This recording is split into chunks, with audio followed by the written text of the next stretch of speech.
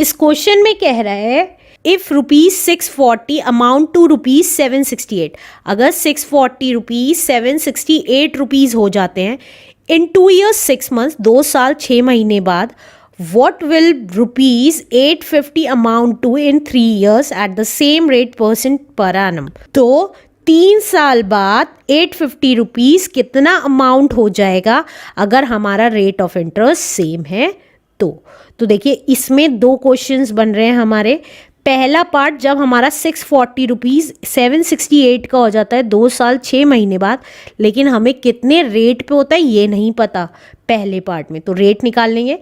दूसरे केस में कह रहा है 850 रुपीज़ 3 साल बाद कितना हो जाएगा, कितना अमाउंट हो जाएगा अगर रेट सेम रहता है, जो इसका रेट था वही इसका रेट रहता है। तो 2 क्वेश्चन है जो हम एक ही पार्ट में सॉल्व करेंगे। तो देखिए फर्स्ट केस में जितना पैसा हमने जमा किया वो कितना था 640, तो 640 क्या है हमारा प्रिंसिपल है, और जितना 2 साल 6 महीने बाद हो गया वो क्या है हमारा अमाउंट, तो वो कितना है 768। टाइम हमें दे रखा है 2 साल 6 महीने, तो इसको हम 2 होल 6/12 ईयर्स लिख सकते हैं, राइट। अब ये क्योंकि मिक्स फ्रैक्शन में है तो फ्रैक्शन में चेंज कर दीजिए।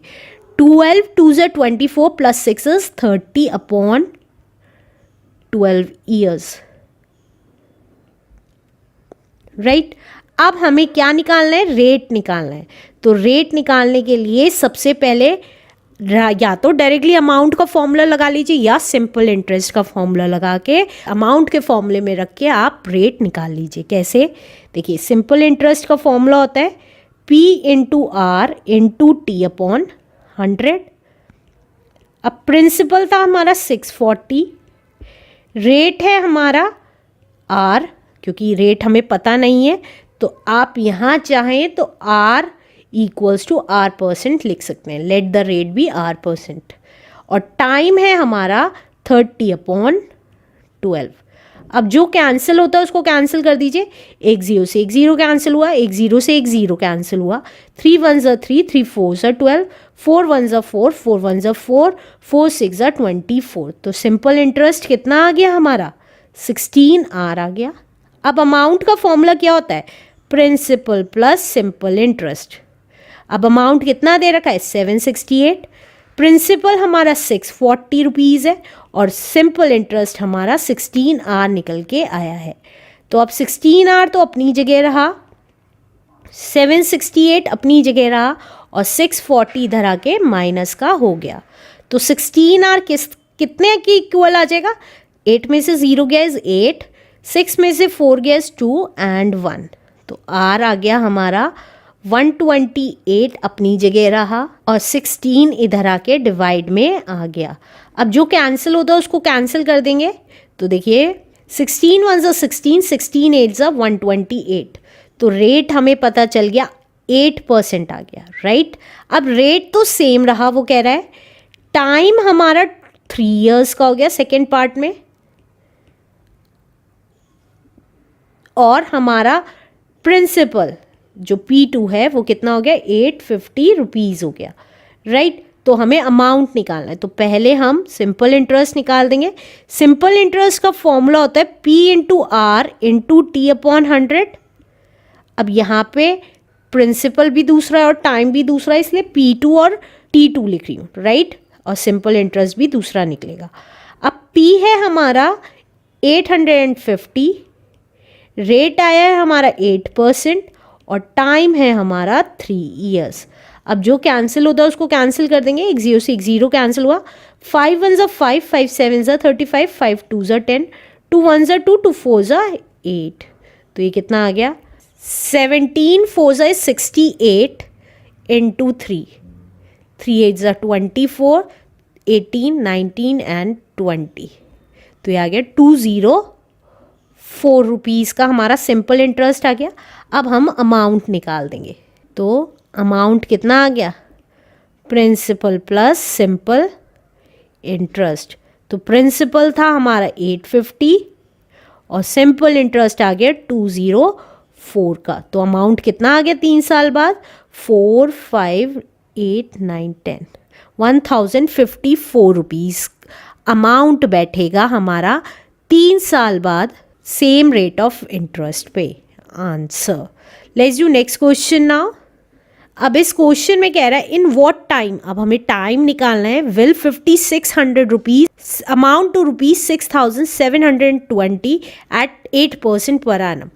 कितने टाइम में 5600 रुपीज 6720 हो जाएंगे 8% के रेट पे, तो ये बताना है। तो प्रिंसिपल हमें दिया हुआ है, जितना हमारा पैसा स्टार्टिंग में था दैट इज 5600, अमाउंट कितना दे रखा है रुपीज 6720 और रेट दे रखा है हमें 8% पर एनम का, राइट। और हमें क्या निकालना है, टाइम निकालना है। तो टाइम हमें नहीं पता है तो टाइम को हम टी मान लेंगे, राइट।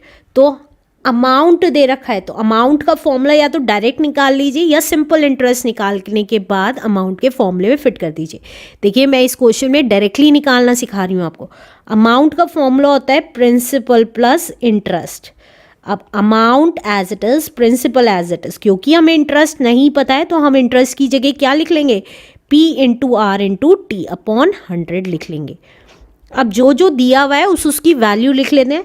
अमाउंट है हमारा 6720, प्रिंसिपल है हमारा 5600 प्लस प्रिंसिपल है हमारा 5600, रेट है हमारा 8%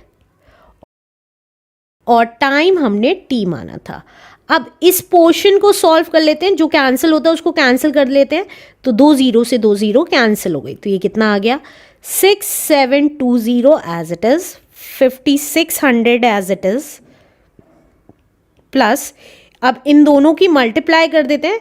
8 6 48 4 कैरी, 8 5 40 प्लस 4 इज 44t। अब 448t अपनी जगह रहा, 6720 अपनी जगह रहा और 5600 इधर आके माइनस का हो गया। तो 448t किसके इक्वल आ गया, देखिए इसमें से इसे माइनस कर देते हैं। तो 0 में से 0 गए 0, 2 में से 0 गए 2, 7 में से 6 गए 1 एंड 6 में से 5 गए 1। तो t कितना आ जाएगा 1120 को डिवाइड कर देंगे 448 से।